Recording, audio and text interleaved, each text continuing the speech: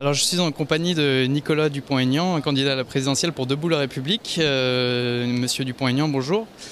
Alors j'ai remarqué une chose, c'est que les médias grand public ne vous font souvent pas un très bon accueil.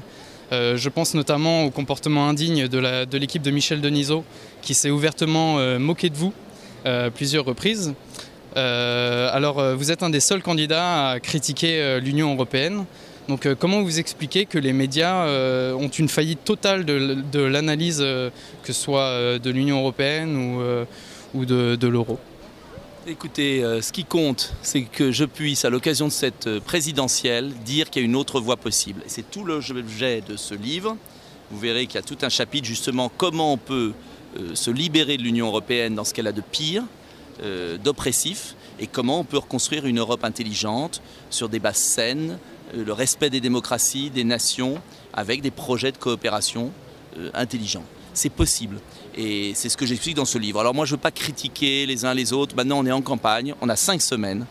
Il y a l'égalité de traitement, on va y arriver. Et il faut que le maximum de Français découvrent ce que je propose. Et vous verrez que ça changera beaucoup de choses. Alors les indignés et une partie de la population française ont comme projet de faire une votation citoyenne pour réclamer une assemblée constituante par et pour le peuple. Que pensez-vous de ce projet ? C'est un beau projet, pourquoi pas ? Et j'y suis pas hostile, loin de là. Mais le premier vote qu'on doit organiser correctement, c'est le premier tour de la présidentielle. Et quand je vois qu'il y a des gens qui se disent « allez, on va s'abstenir », c'est vrai qu'en entendant le niveau de la campagne, il n'y a pas de quoi avoir envie d'aller voter. Je dis à ceux qui nous écoutent et qui vous écoutent, d'abord, le premier tour de la présidentielle, et ensuite, on verra ce qu'on fera. Mais il faut vraiment que nos concitoyens comprennent qu'ils ont entre leurs mains le pouvoir de changer les choses et qu'ils regardent mon projet politique. Alors, une dernière question. Moi, par exemple, mon analyse, c'est qu'il faut sortir de l'Union européenne et user de l'article 50. Et le seul candidat qui proposait cela était François Asselineau, qui a été complètement occulté des médias et qui, du coup, n'a pas eu ses 500 signatures. Donc, qu'est-ce qu'il reste ? Vous votez pour moi.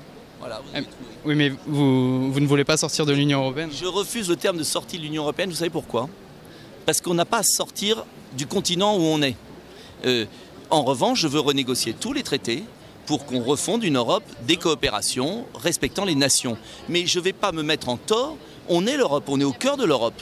On n'a pas à sortir, on ne va pas sortir la France de son continent géographique. En revanche, où vous le savez, je le propose, je veux qu'on reprenne notre liberté. Et on peut reprendre notre liberté avec les autres peuples d'Europe qui, je vous l'assure, ne supportent plus non plus ce mode de fonctionnement totalement antidémocratique. Voilà. Donc, moi, je refuse le terme de sortie, même si cela veut dire la même chose, la renégociation. Mais c'est complètement différent dans l'esprit. On est acteur de l'Europe, on est au cœur de l'Europe, et bien on doit pouvoir renégocier les traités. C'est tout à fait possible. Simplement, il faut le vouloir, et on peut faire jouer l'article 50. Ça, c'est une évidence. Mais en revanche, pour construire quelque chose, pas pour s'échapper. On ne va pas s'échapper de l'Europe. On est au cœur du continent, ça n'a pas de sens. C'est ça que et c'est là mon désaccord avec M. Asselineau. D'ailleurs, c'est peut-être pour ça qu'il n'a pas eu ses signatures.